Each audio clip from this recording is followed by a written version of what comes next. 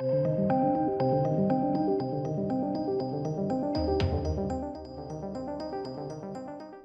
then, ladies and gents, Seth Rogen has no plans to work with James Franco following some accusations that he was also involved in. So this is interesting, isn't it? This is, This is surprising. It's like, oh, whoa, hold up, guys. Don't blame me. I'm never going to work with him again. I mean, it just sounds like nonsense. In terms of his response, should I say. And this guy is well known for sitting there and going, white people shouldn't take roles anymore, and I'm not going to hire white people, and blah, blah, blah, blah, blah. It's just garbage. This guy's a garbage human being. Not a nice chap. Not a nice chap. So this is on the Hollywood Reporter. I'll leave the article link down below. Let's dive into this absolute nonsense of Hollywood basically eating itself. Seth Rogen turning on one of his closest friends. Even though he's vindicated he's being accused of these things as well. Fascinating. But anyway, Seth Rogen says he has no plans to work with his frequent collaborator James Franco following some accusations made by multiple women. Again, those women claimed he was an enabler himself. So, again, if this isn't damage control, I don't know what is. But we all see through you, Seth Rogen, my bro. We see through you. Rogen made the comments in an interview posted Sunday by the Sunday Times Magazine to promote his new memoir, Yearbook, admitting their friendship has been affected by the accusations. Basically, admitting that he doesn't want anything to do with James Franco because he doesn't want his career affected. Because he's the one being accused, Franco, and Rogen is being told that he is part of all of that as well. So Rogen and Franco have co-starred in several projects as early as the short-lived 99 series Freaks and Geeks, and including movies as Pineapple Express, This Is the End, and The Disaster Artist. They're well-known friends. They are well-known friends. In 2018, however, 5 women accused Franco of some inappropriate behaviour and exploitative behaviour following his Golden Globes win for Best Actor in The Disaster Artist. Sarah Tither Kaplan, a former acting student at the film school Franco founded, Studio 4, described a bonus scene with Franco and several women that she was asked to film for the movie The Long Home in 2015. Now, she said Franco removed, obviously, protective guards and things like that, used to cover females' bits and pieces. I can't obviously go into this for some issues with respect to YouTube, but you get the point. He's been, claimed that he's a dirty dog, basically. Now, she would add that she and her female co-stars were asked to appear topless and things like that, and basically, he was a bit of a dirty dog. Okay, those are the older accusations. Now, more recently, actress Charlene Yee took to Instagram to say that she tried to quit Disaster Artist because James Franco is a predator.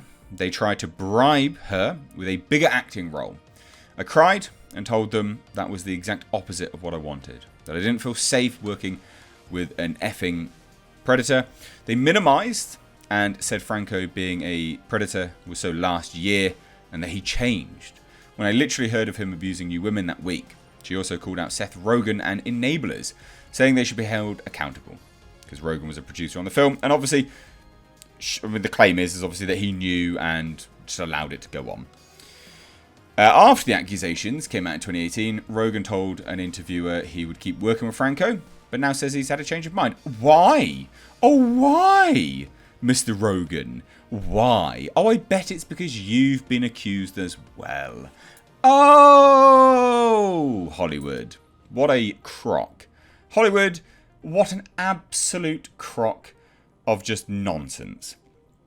Now, he says, I look back to that interview in 2018 where I comment that I would keep working with James, and the truth is that I have not, and I do not plan to right now. So why did you say that you would? Why did you say that you would? For what reason? Again, nonsense, mate. Asked if he believes the accusations from Yi or Yai, Rogen replied, what I can say is that I despise abuse and harassment, and I would never cover or conceal the actions of someone doing it, or knowingly put someone in a situation where they were around someone like that. However, I do look back at a joke I made on Saturday Night Live in 2014, and I very much regret making that joke. It was a terrible joke, honestly. So Seth Rogen, you actually didn't answer that question, did you? Do you believe the accusations from Yi? I don't like abuse, and I would never cover or conceal anything. No. I regret a joke I made. That's basically that is literally what he's just done. What are you trying to obfuscate what are you trying to do? What? Why didn't you answer the question, Seth? Why didn't you answer the question, my dude? Again, you what? You don't sound good here, mate. You're not sounding good. Now, the joke he was referring to was part of a monologue where Rogen, who was that week's SNL host, made light of messages that surfaced purportedly between Franco and a 17-year-old, which he allegedly tried to meet up with the girl. Pretending to read from his journal of what he'd been doing recently, Rogen joked, "I decided to prank James Franco. I posed as a girl on Instagram, told him I was way too young, and he seemed unfazed. I have a date to meet him at the Ace Hotel." Franco later popped up to quip, "Hey, great prank, buddy. I've been waiting at the Ace Hotel for 3 days." But why didn't the Sunday Times actually call up Rogen for not answering that goddamn question? Are you joking me?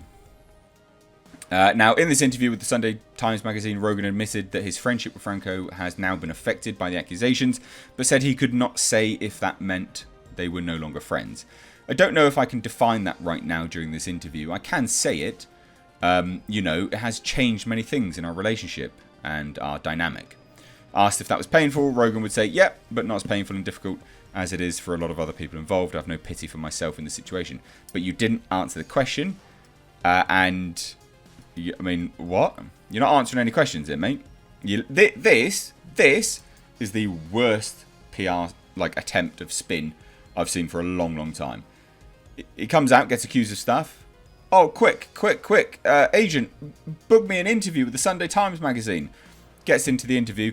I don't like abuse. No, I don't like that. And I regret a joke I made.